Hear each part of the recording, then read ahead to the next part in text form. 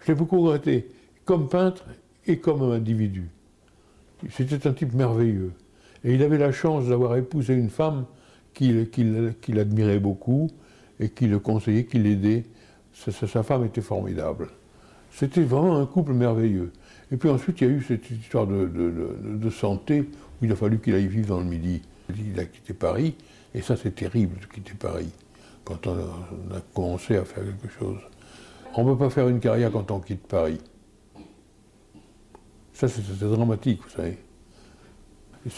C'est tous ces facteurs-là qui ont fait qu'il n'est pas célèbre. Je considère qu'avec la quantité de peinture qu'il a faite et avec la qualité de cette peinture, il aurait dû avoir une place bien plus importante. Tu sais, mais je blague pas, hein, j'avais des grands articles dans Combat, c'était Pierre Cabane, mais les grandes pages aussi bien que les grands. Et dans Lettres françaises, j'avais droit aux gros trucs à chaque fois que je faisais une expo. Et puis il y avait les autres, Le Monde, enfin etc. Tous les journaux qui comptaient Figaro littéraire, ils disaient dans le Figaro littéraire un cas dans la peinture française, disait. J'étais un cas.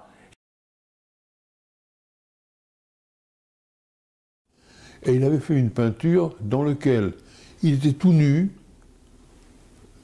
de l'eau jusqu'aux genoux, et devant lui passait un cadavre dans le courant de l'eau. Alors voilà ce qui arrive.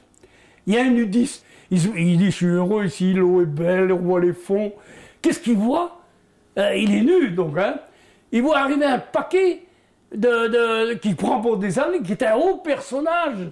Ça, c'est un haut personnage, il est hyper décoré, il est hyper doré. Et on n'a plus eu besoin de lui, on l'a balancé à l'eau.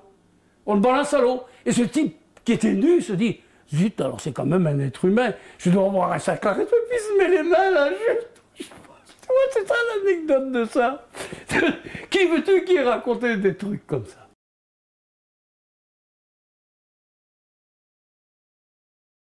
Et la bataille est finie, hein. En ce moment-là, il y a le monument aux morts, comme il y a le soldat inconnu, là. Il y a un type qui est mort. Bon, on l'a choisi pour figurer. Et au-dessus, il y a un miroir. Alors, le type qui est dans le miroir, il se met à pleurer. Est-ce qu'il pleure parce qu'il avait 20 ans à la bataille de Wardepool et qu'il est un vieux schnock maintenant, sur son passé? Ou est-ce qu'il pleure parce que sur les gens qu'il a connus et qui ont disparu? On n'en saura jamais rien, moi-même non plus. Et en pleurant, il déclenche un monumental pleu. Tout le monde pleure là-dedans. Comment dirais-je, le soldat inconnu, là, il se met à pleurer aussi. Tout pleure. Comme les anciens faisaient des monuments aux morts, ils ne faisaient pas ça. C'est ça. C'est presque abstrait. Mais c'est pas abstrait du tout, parce que c'est peint avec minutie. C'est très réaliste, c'est très... Mais pourtant, c'est assez extraordinaire, parce que peindre une toile en ne faisant que des pleurs, c'est très extraordinaire.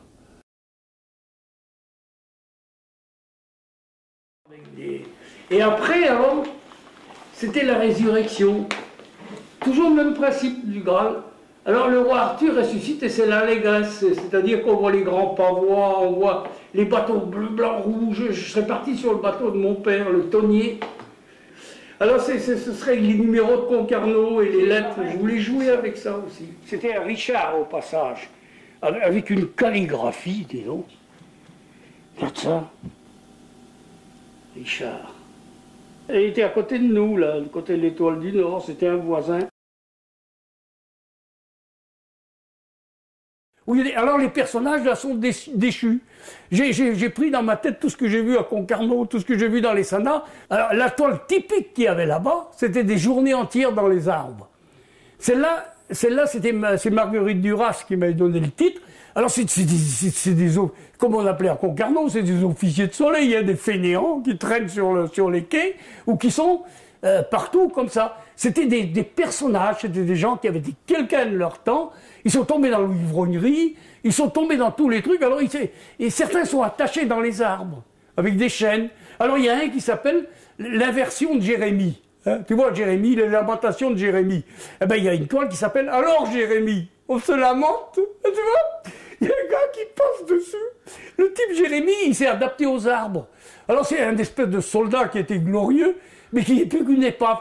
Alors, ça, j'ai vu ça dans les sanas. Il est accroché aux arbres parce que ses mains et ses pieds se sont adaptés à un peu, il a comme des cerveaux, il tient comme ça.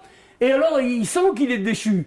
Parce qu'il y a d'énormes larmes qui coulent de ses yeux. Il sait qu'il n'est plus rien, quoi. Ça, c'est le jardin. Et puis, ça tombe sur la tête d'un gars qui passe, hein, tu sais, un autre qui passe dans le jardin, qui lui dit, alors Jérémie, on se lamente, tu vois le truc, ça change tout. Les lamentations de Jérémie, c'est magnifique. Je veux dire, c'est Denis, là. Ah oui, il faut fermer, là. Il y a eu une tempête, moi j'étais à bord, il y avait juste un espèce de demeuré qu'il avait pris comme marin. La tempête s'est levée, mais avec une force. D'abord, le type a avalé sa chic. Non mais c'est incroyable ça.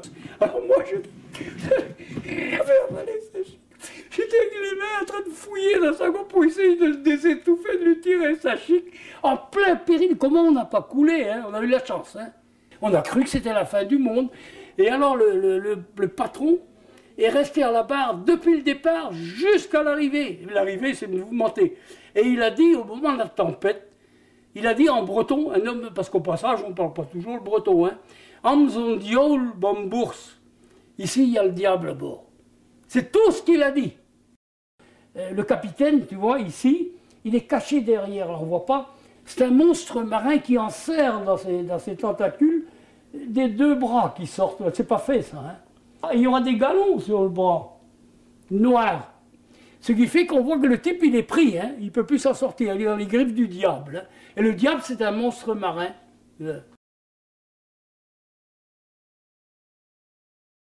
Oui, il y a une dame du monde. Ah ben, c'était une dame, oui, du monde, quoi. Alors, elle vient avec tout son apparat, là.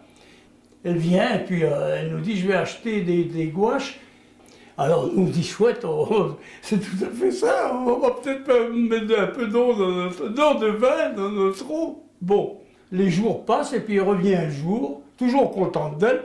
Elle dit, moi, je ne peux pas les prendre, ça ne va pas avec mon papier peint de mon salon. Oh, vraiment, c'était un choc. Hein. Et le choc s'est traduit chez moi par une révolte intérieure et qui me fait faire, qui devient plastique. Hein, on dirait un hanneton. Un machin doré, avec un carabe doré, là. Et il y a juste les seins qui montrent que c'est quand même quelqu'un qui a quelque chose de féminin, parce que l'esprit et tout ça, il l'a pas. Hein. En ce moment-là, moi, quand il voit rentrer cette femme, il voit rentrer toute la richesse, tout le contentement de soi, tout ce truc. Et moi, je suis le pauvre peintre symboliquement représenté nu.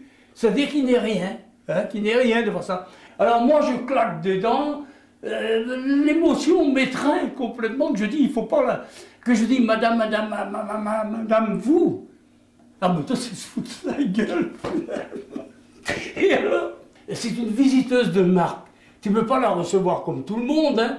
Alors, je lui glisse mon petit tapis offert par je ne sais plus quelle marque de vin, je lui glisse sous les pieds. Et c'est celui qui sert ces petits tapis rectangulaires, les marins jouaient la luette, c'est-à-dire le tarot de mer, là-dessus.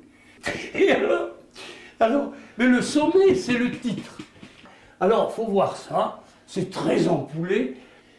Ça s'appelle La visiteuse de marque. Le peintre famélique, violemment ému et volubile, la reçoit dans la plus extrême agitation. Je ne peux pas dire mieux.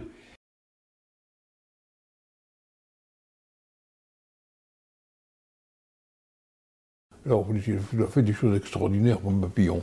Et je me souviens qu'il avait concouru pour faire une peinture pour l'entrée d'une école d'aéronautique, école supérieure d'aéronautique. Et il avait fait un papillon gigantesque, mais gigantesque, qui faisait 4 à 5 mètres, enfin c'était fantastique. Et ce fameux papillon, on a réussi à le vendre à un client. C'était tellement grand, il a fallu le démonter, il a fallu le rouler, il a fallu le passer. Mais enfin, on a vendu son papillon. Et le musée d'art moderne voudrait bien acheter ça à la personne qui l'a. Elle ne veut pas. C'est la vanité, ça. C'est les types qui s'élèvent dans l'air avec leurs médailles, sous l'œil ébahi de types comme moi. Et c'est un papillon, c'est fragile un papillon. Alors il y a cette chose-là qui s'élève dans l'air, et qui est avec d'autres papillons, et puis alors il y a celui-là là, qui dit, le naïf qui dit, oh, le beau papillon, hein, papillon. C'est le naïf, quoi. Le naïf qui dit, mais comment on peut arriver si haut? Moi, à un moment, je me suis comparé à Charlie Chaplin. C'est tout à fait mon type, ça. C'est le gars qui est pourchassé sans arrêt, qui n'a pas d'existence, qui a peur, qui vit dans l'angoisse, Eh ben, c'est ça. Et peu à peu, je suis venu à des structures. Je ne pouvais pas m'exprimer autrement. Et il y a le carré, surtout. C'est symbolique, ça. Hein. Le carré 6 sur 6. Pourquoi le carré 6 sur 6?